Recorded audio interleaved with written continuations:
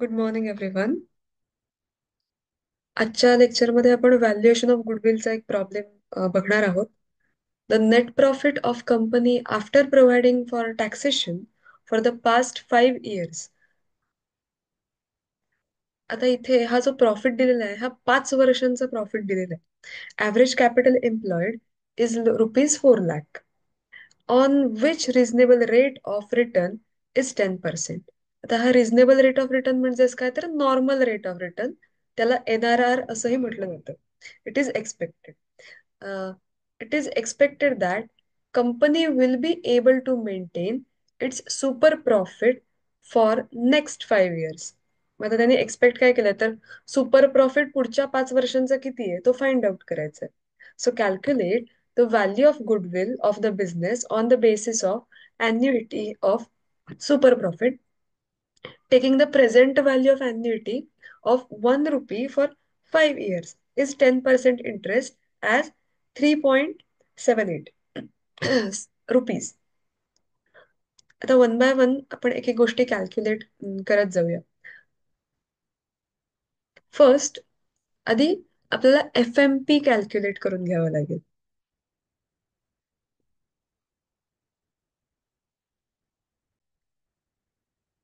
आता FMP म्हणजे काय तर फ्युचर मेंटेनेबल प्रॉफिट.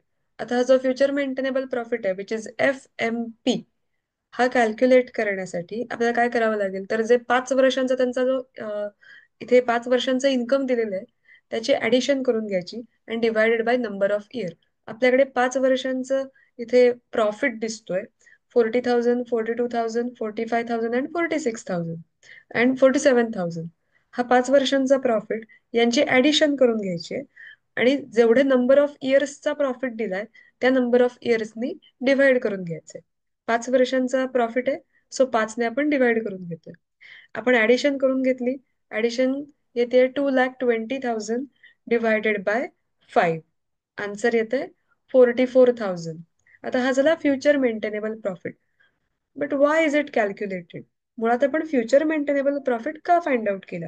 बिकॉज आपल्याला सुपर प्रॉफिट कॅल्क्युलेट करायचं आहे. आणि सुपर प्रॉफिट कसं फाइंड आउट केलं जाईल तर FMP minus normal profit.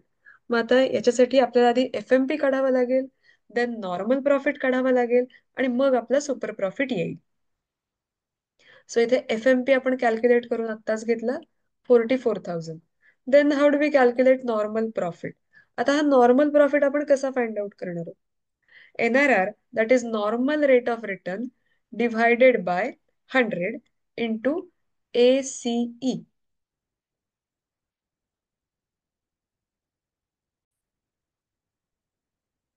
ACE ACE म्हणजे काय तर ॲव्हरेज कॅपिटल एम्प्लॉईड. आता ॲव्हरेज कॅपिटल एम्प्लॉईड ऑलरेडी आपल्याला प्रॉब्लेम मध्ये दिलेलं आहे.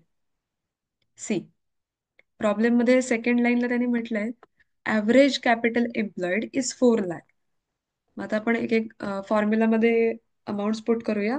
Normal rate of return which is already given 10%. 10% दिलेलं आहे.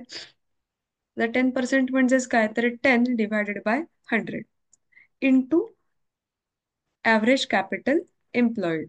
See in the problem, average capital employed is 4 lakh. So आपण इथे 4 lakh घेतोय. 4 lakh वरती 10% which is 40,000. इथे आपल्याला नॉर्मल प्रॉफिट मिळालं. देन नेक्स्ट आपल्याला काय करायचं तर सुपर प्रॉफिटच्या फॉर्म्युलामध्ये हे दोन्ही गोष्टी पुट करायच्या. Super profit is equal to future maintainable profit that is FMP minus normal profit. FMP आपला आला होता 44,000, normal profit 40,000. So super profit is 4,000. FMP minus normal profit, 44,000 minus 40,000, answer is 4,000.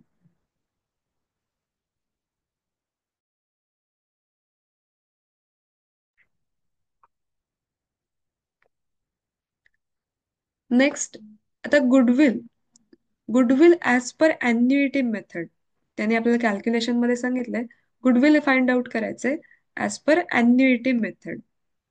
C, calculate the value of goodwill of the business on the basis of annuity of super profit. Find out करूया. आता गुडविलचा formula असा आहे, goodwill is equal to super profit into annuity value. आता goodwill calculate करण्यासाठी आपल्याला super profit लागेल. Super profit already आपण कॅल्क्युलेट केलाय, which is 4000 and multiplied by annuity value. Annuity value problem मध्ये इथे दिलेली आहे. The present value of annuity is 1 rupee for 5 years at 10% interest as rupees 3.78. So annuity value आपली किती आहे? 3.78. मल्टिप्लाय करून घेऊया. 4000 into 3.78. Answer is 15,120. सो इथे गुडविल आपल्याला मिळालंय 15,120. नेक्स्ट बघूया आपल्याला काय फाइंड आउट करायचं आहे. Calculate goodwill on 5 years purchase of super profit. आता कॅपिटलायझेशन कॅल्क्युलेट होईल इथे goodwill as per capitalization of super profit method. आता इथे आपल्याला काय करायचंय, तर जे गुडविल आलेलं आहे, goodwill multiplied by goodwill is equal to 100 divided by NRR, that is normal rate of return into super profit.